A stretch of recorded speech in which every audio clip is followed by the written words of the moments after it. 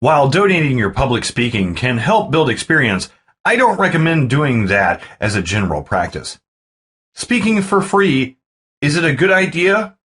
If you do feel more comfortable starting out without payment, consider practicing within a group where the focus is on practice, as in a Toastmasters chapter or even starting your own.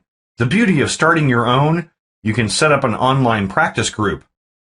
Yes, introducing other speakers is another good way to become comfortable with being the brief center of attention and making notes about what works and what doesn't for yourself.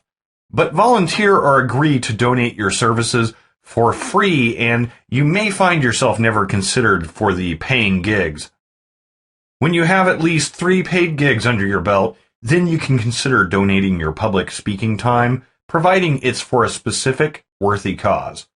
You can also agree to exchange guest appearances on a business peers webinar, for example, or agree to form part of a panel or teach a workshop in exchange for the right to record, repurpose, and sell your appearance to your own list. Finally, another time you might want to donate your time, if organizers are stuck with a failed presenter and they beg you to bail them out, in which case, make sure you've decided on a policy. Will you ask for payment? Easy formula. I'm assuming you'll pay me the same rate as failed presenter. How and when will that payment be made? Is it a nonprofit workshop? Simply ask if you don't know. The main thing to remember when deciding whether or not to speak for free is that in some way there has to be reciprocity to it, even if that's just making the right connections, or you will not win respect as a professional, and you won't feel good about being used. Toastmasters. Toastmasters is a non-profit group with chapters, clubs in almost every country.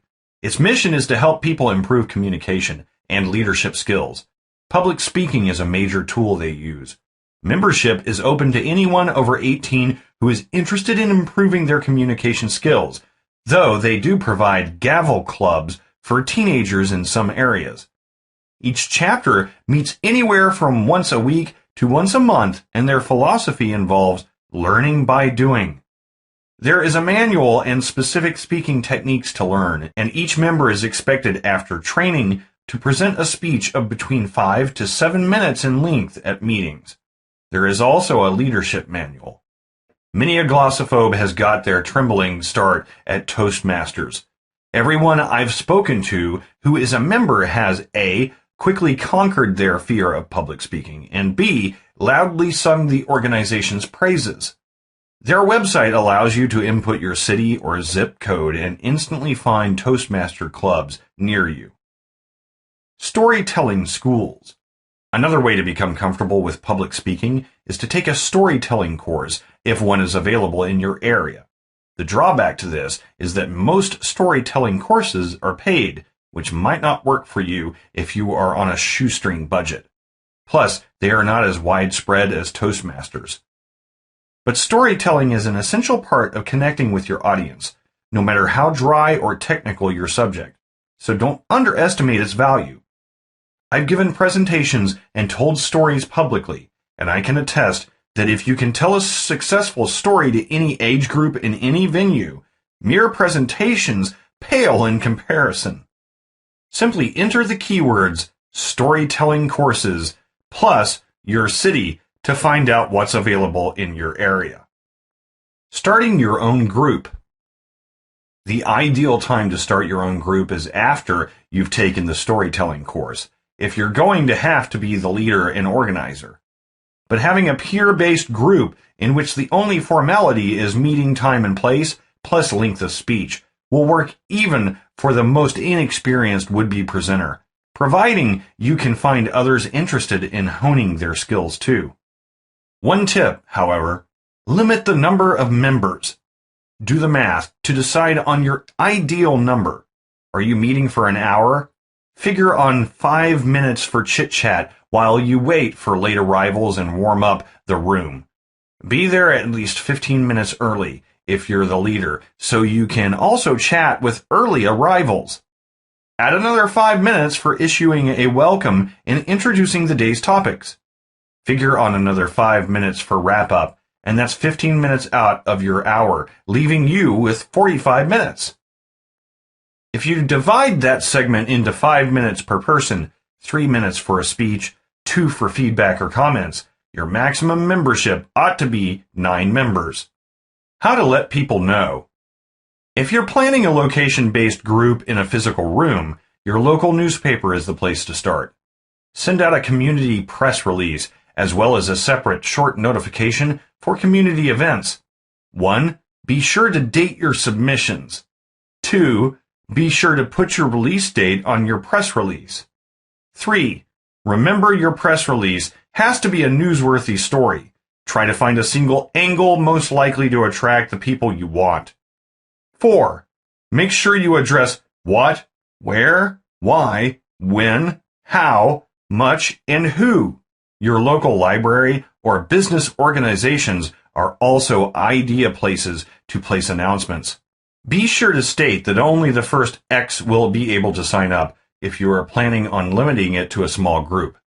If you are planning an online group, announcing it in your forums, on your Facebook page, via Google+, or other social networks ought to be enough. Send personal invitations to list members or business peers you would like to see in your group. Again, be sure to state that membership will be limited. How to get started as a speaker. And now the segment you've probably been waiting for. How to actually get started. 1. Know your goal. What do you want your public speaking career to do for you? Providing a source of income will take as a given. Do you want to educate potential clients? Position yourself as an expert? Become famous? Change the world? Help people achieve personal success and self-actualization? Teach them a skill? Attract subscribers? Appear on national TV? 2. Make sure you specialize in a topic you will never get tired of. One you are passionate about or one that you thoroughly enjoy. 3.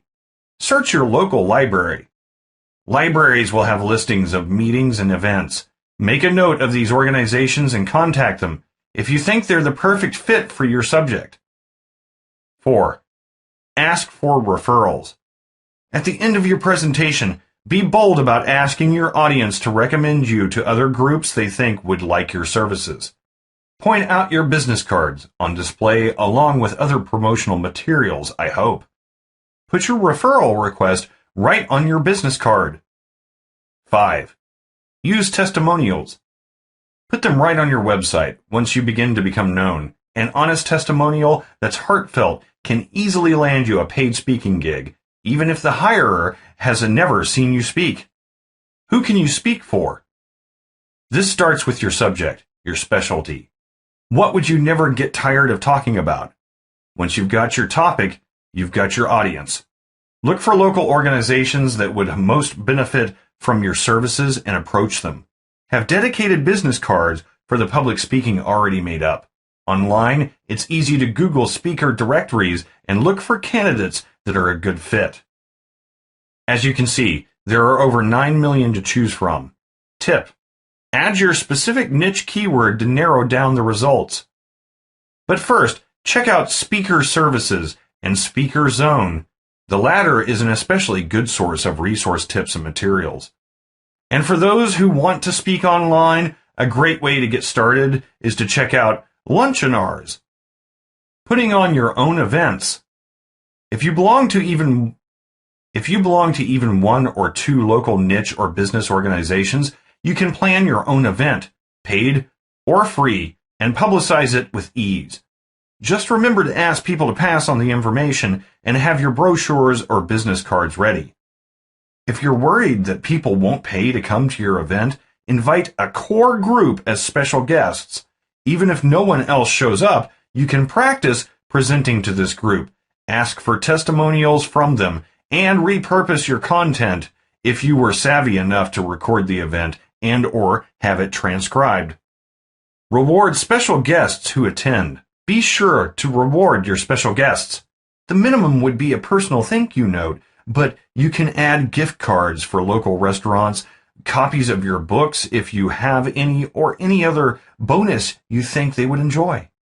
You can also put on an online event and publicize it through your usual channels. Forums you belong to, if allowed, social networks, your blog, your website, sales or squeeze pages, press releases, requests for word-of-mouth recommendations, etc. Your website. Setting up a media page. If you're going to send out press releases and set yourself up as a speaker, you should also have a website focusing strictly on your public speaking career, a media page where people hiring you can pick up professional quality, full-sized photos, bio blurbs, and more. How much should you charge? That's really up to you. The correct answer is really whatever the market will bear. Here are some tips you can put to good use. 1. Check out your competition. What do similarly experienced peers who specialize in public speaking? Look up their rates and set yours accordingly. 2. How much experience have you had? The more public presentations you've given, the more you can usually charge with confidence. 3. How much value are you bringing to the event? If someone else is organizing it, how big a draw will your name be? 4. Factor in your time, event-specific expenses, travel, food, and accommodation costs, and charge at least double for that as your baseline. 5. How much value is the event bringing you? If the possibility of creating new profitable relationships or spreading your reach is particularly alluring, you may feel it's worthwhile to settle for less than your usual fee or even put yourself out of pocket. To put this all into perspectives, $2,500 is the lowest fee large corporations or companies would expect you to work for. If you are invited to speak by a local organization or company, they might feel a couple of hundred is a huge bite out of their budget. If you are invited to speak by a nonprofit organization, they'll most likely expect you to donate your time.